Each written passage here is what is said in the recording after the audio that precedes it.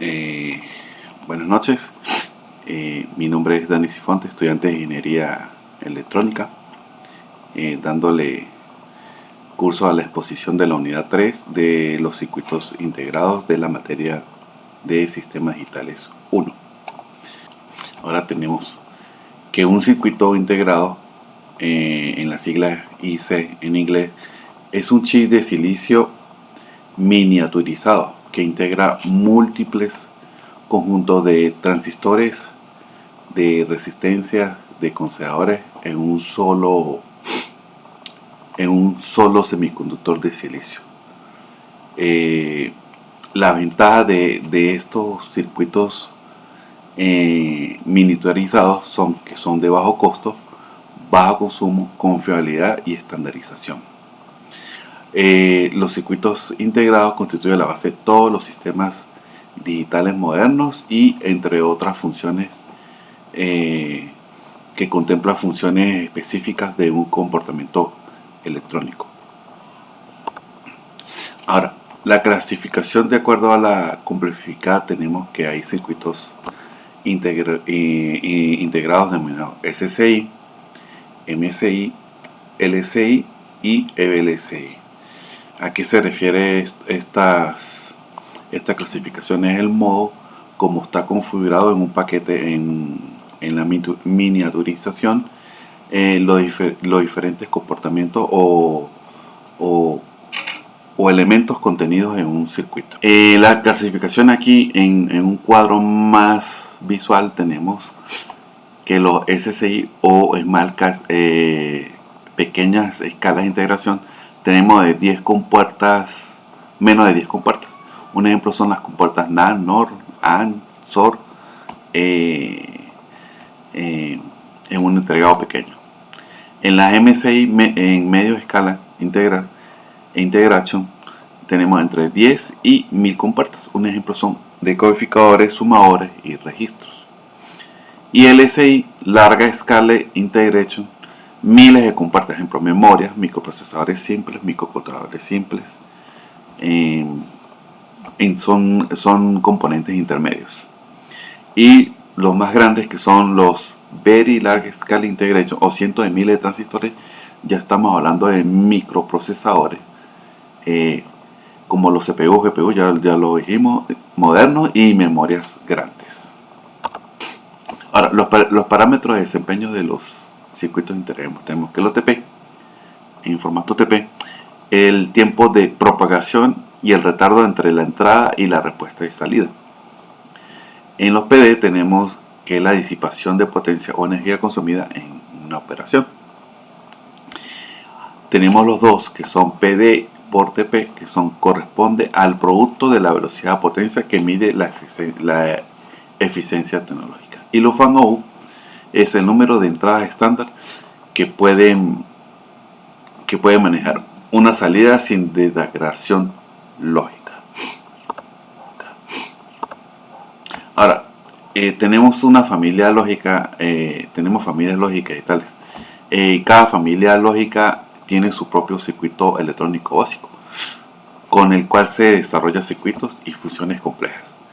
Las características también pueden ser velocidad, disipación y los niveles lógicos. En la velocidad tenemos la máxima frecuencia de funcionamiento, y tenemos disipación o consumo de potencia y los niveles de estado lógico. Que conforma a esto, que lo dice, pueden ser bipolares, son aquellos que están fabricados en transistores bipolares de unión PNP o NP, eso ya es internamente en el encapsulado, como su principal componente en el circuito. Esto se refiere a la tecnología TTL. En los que son MOSFET, ya son los CMOS. Tenemos en la familia lógica digital, tenemos los TTL, que son las primeras familias que se hicieron, son de lógica de transistor, ya lo habíamos dicho, de unión PNP, PNP y NPN. Claro, tienen más elementos para el funcionamiento lógico.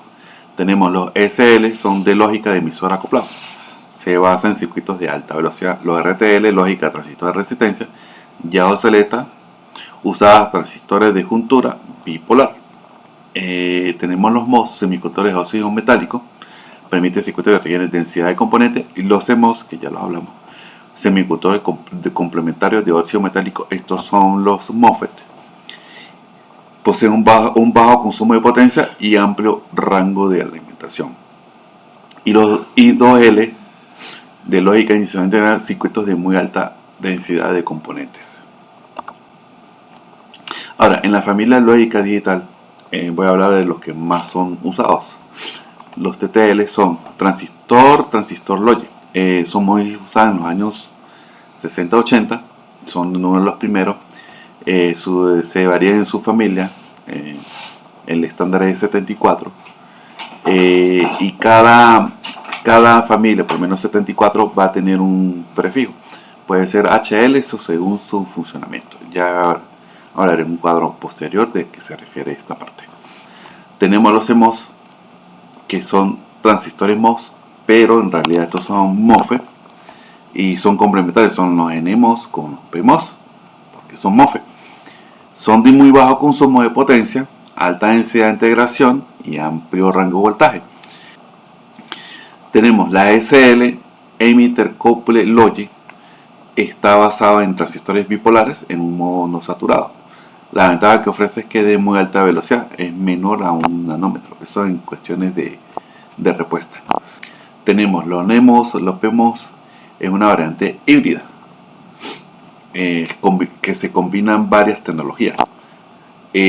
Son menos eficientes hoy, casi obsoletas, y las tecnologías son previas al CMOS complementario. Ahora tenemos los niveles lógicos.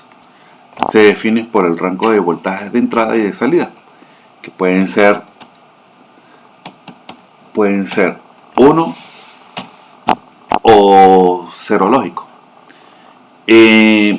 Tenemos que para una entrada H, el mínimo voltaje reconocido es de 1 en la entrada. Para la entrada IL máximo, el voltaje máximo reconocido es como 0 en la entrada. Ahora tenemos unas consideraciones prácticas en el manejo de estas entradas. Tenemos entradas flotantes o TTL que actúan como un 0, pero deben evitarse porque captan ruido. Y ahí es donde entra el uso de la resistencia de pull up o pull down, o conexión de entradas para manejar estas entradas no usadas. También tenemos salidas que pueden ser de totem pole, pueden ser estándar en TTL, rápida conmutación.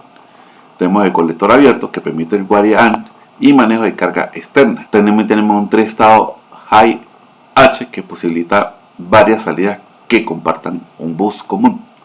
Ahora, en conclusión, los circuitos integrados han evolucionado a los SCI y los VLCI. El dominio actual de los CMOS refleja la necesidad de bajo consumo y alta densidad. El estudio de la familia lógica TTL, CMOS, LC, etc. Gracias, eso es todo.